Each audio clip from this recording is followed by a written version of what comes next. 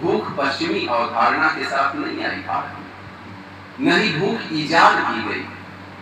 बाहर ईजाद किए गए थाली की शक्ल वाले तकनीकी शब्द जिसमें परोसी जा सके भूख और बताया जा सके अपनी माटी के मिनरल से पुष्ट साहित्य को पिछड़ा, भूख अनादि है। भूख उपेक्षित नहीं रही और नहीं की जा सकती है। आदि शंकर के भज गोविंदम की शर्त है देयम दीन जनाय च वित्तम। सभी प्रगतिशील घोषणा पत्रों का स्रोत है यह सूत्रवाक्य। क्षुधा जनित पीड़ा का उद्घोषक है नहीं दरिद्र सुन सम दुख जगमाए।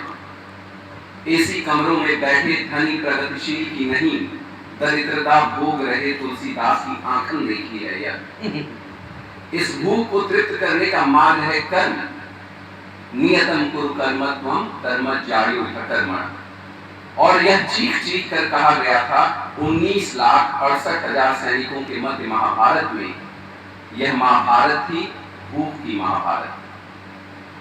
हम देख रहे थे और रच रहे थे भूख को अनेक स्तरों पर, पेट की, आंख की, लिंग की, धन की, सत्ता की, स्त्री की, प्रतिशोध प्रतिष्ठा की, जिज्ञासा और परमात्मा की। हमारी भूख की फहरिस्त बड़ी लंबी है और हमने देखा ये भूख अनादि नहीं अनंत की है। इस भूख के विश्व रूप में समाहित है संपूर्ण विश्व। यह इंद्रिय जनित भूख नहीं देखती अंतर अनाज में और पशु में चबा डालती है। रमणी और भाई की पत्नी में जंघा ठोकती है। अपनी जमीन और दयात की जमीन में हड़प लेती है, अंतर नहीं देखती। प्रतिशोध की भूख नहीं देखती अंतर खून बहाने और खून पीने में चाट जाती है। मानव जाति के लंबे इतिहास में हमने सब किया और पाया भूख अवध्य है। भूख दुख है। दृश्य पदार्थ से दुख की निवृत्ति संभव नहीं। विषयों से इंद्रियों की तृप्ति असंभव पाई। हम जूझ रहे थे लगातार भूख से और प्रश्नों से। भूख मिट जाती है भोजन से, पर हमेशा के लिए नहीं मिट पाती, फिर लगती है भूख। भूख मिटाने के अहर्निश प्रयास को ही हमने अपनी मनीषा में पुरुषार्थ कहा। हमारा शब्दकोश अलग है। हम पुरुषार्थ से भी संतुष्ट नहीं, हम उस पुरुषार्थ की बात करते हैं जो इस भूख को हमेशा के लिए मिटा दे, आत्यंतिक पुरुषार्थ। तुलसी, कबीर, शंकर, नानक, रैदास, मीरा जन सरोकार के कवि थे। महारानी मीरा ने उस भूख को एक भव्य रूप दिया जिसमें लहरें ठहर जाती हैं। तलहटी में दिखता है नील कमल जिसके सौंदर्य में नाच उठते हैं चैतन्य। बात केवल भूख की होती, जीभ पेट लिंग की होती तो खंड खंड हो गया होता आर्यावर्त। इंद्रिय सुखों के लिए अंतरराष्ट्रीय ऑफर थे।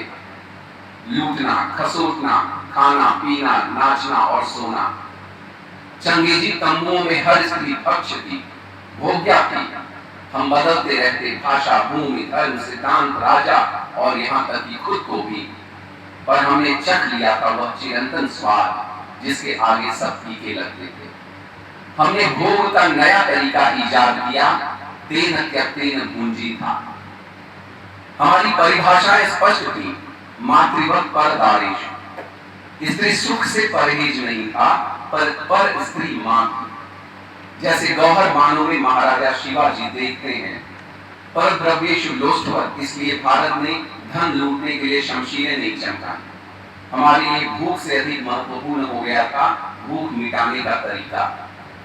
इसलिए रंतिदेव हमारे महानायक हैं।